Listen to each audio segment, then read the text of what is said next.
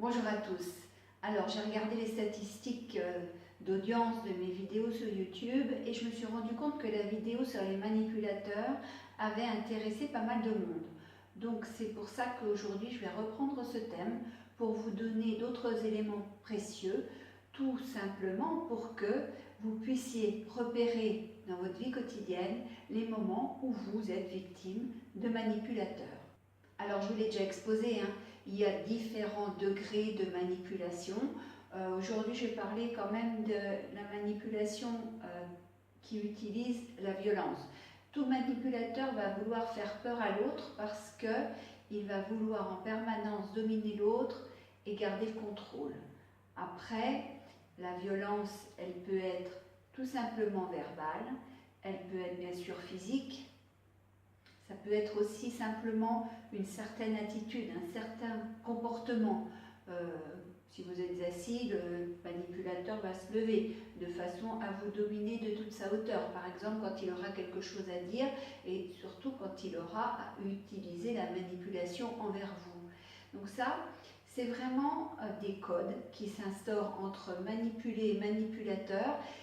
Tellement la relation est tellement codifiée que même lorsque le manipulateur effectue ses manipulations devant un auditoire, en public, eh bien, souvent, il n'y a que le manipulé qui va comprendre le message codé.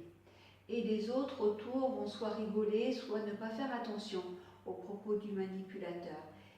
Parce que le manipulateur pourra faire référence à une situation qui s'est produite dans le passé, situation où les seuls protagonistes étaient le manipulé et le manipulateur.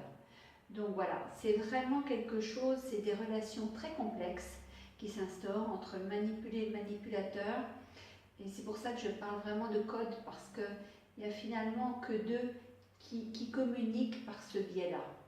Une autre clé qui est super importante dans ces enjeux manipulateurs-manipulés, c'est que le manipulé, il va se déconnecter de lui-même, il va se déconnecter de ce qu'il est profondément, de ce qu'il incarne, pour coller au mieux aux attentes, aux besoins, aux demandes du manipulateur. Donc dans les couples, ça peut être par exemple une épouse qui va vouloir jouer l'épouse idéale, l'épouse parfaite, l'épouse exceptionnelle, parce que le manipulateur, de toute façon, au fil du temps, il va lui en demander de plus en plus. Et du coup, même si ça ne lui fait pas plaisir de faire le ménage, de faire des tâches ingrates, d'arrêter de travailler par exemple pour rester confiné à la maison, eh bien la personne, l'épouse modèle, va se conformer au cadre que le manipulateur va lui imposer. Donc voilà, je vous ai redonné des pistes, des clés pour arriver à repérer ce qu'une manipulation peut exiger du manipulé.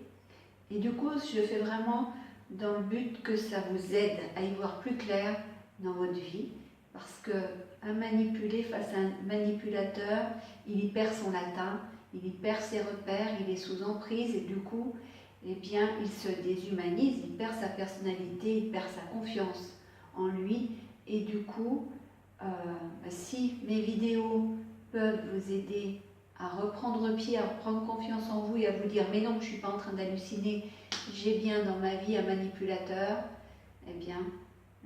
mon challenge sera relevé, j'aurai atteint l'objectif que je me suis fixé. Bien sûr, vous pouvez me poser des questions dans les commentaires et puis me parler aussi, de témoigner aussi de ce qui vous est arrivé parce qu'on est tous passés par les griffes, si je peux employer ce terme, d'un manipulateur. À quelques moments de notre vie, on y a tous eu droit.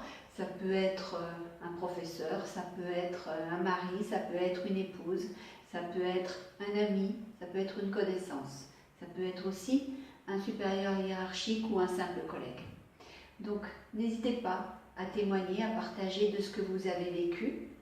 Et puis, si vous ne l'avez pas vu, je vous invite à aller voir la vidéo que j'avais faite précédemment sur la manipulation.